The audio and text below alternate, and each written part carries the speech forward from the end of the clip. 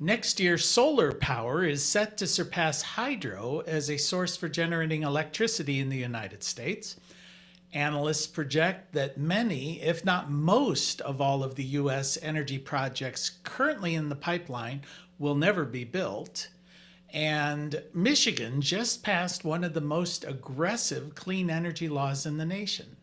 I'm Jay Warmke with Blue Rock Station, and this is the news from the solar industry for the week of November 19th. All right, well, in 2024, electricity coming from sources supplied by solar energy are expected to surpass electric generating capacity from hydro.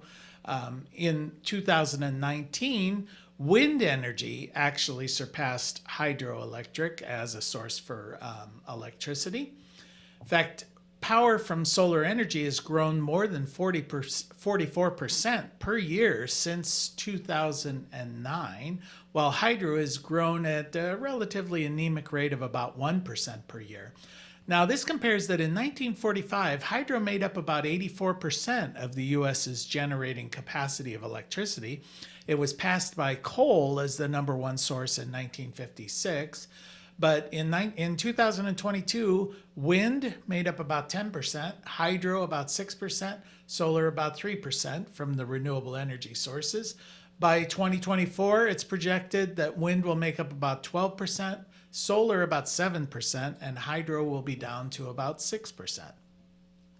Well, the Department of Energy and the U.S. Geological Survey just launched a website where you can actually go in and explore a database of all of the systems, the large solar systems in the U.S., the 1 megawatt plus systems that have been installed and operating.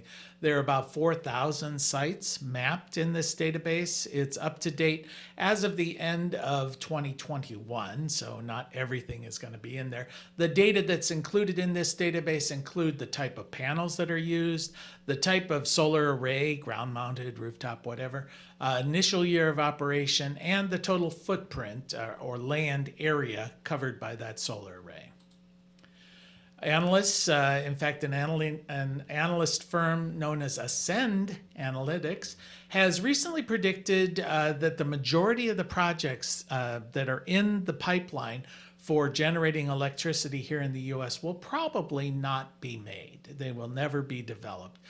They argue that there are simply too many projects out there chasing too few resources. There's a lack of supply of materials, a lack of supply of labor, and a lack of supply of capital willing to invest in these projects. In fact, the interconnection process is one of the main problems with this abundance of projects in the pipeline. The way that the system works is the first one to apply is the first one to be approved kind of thing. So developers, even if they have no intention of developing a project, often will submit it for approval just in case. So there are currently about 106 gigawatts of solar operating in the US. About 20 gigawatts were installed in 2022. So just to give you a sense, there's over 900 gigawatts of solar in the pipeline as of 2022. So basically you're looking at about 50 years at the current rate of installation of projects that are out there, and about 1,450 gigawatts from all the different sources of generating fuels. And currently the U.S.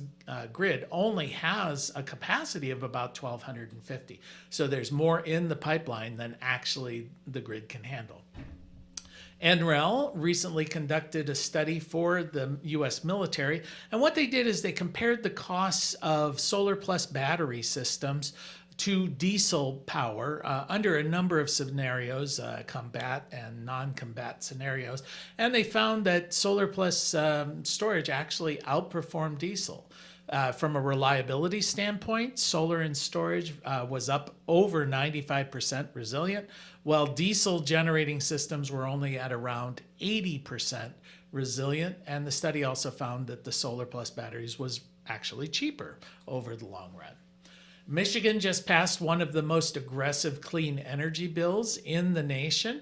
Senate Bill 271 now mandates that the two investor-owned utilities operating within that state, Consumers Energy and DTE Energy, they must reach 80% carbon neutral or clean energy generating by 2035 and 100% by 2040.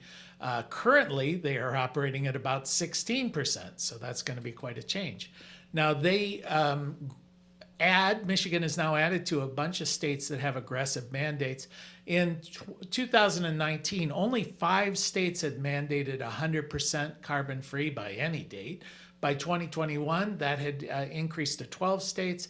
And today, as of today, adding Michigan in, there are 23 states that have set 100% carbon-free goals for their electrical system.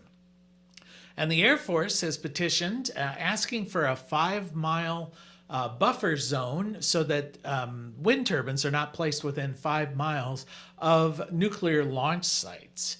Now, they claim that these wind turbines present a hazard to helicopter pilots who may be flying personnel into these sites.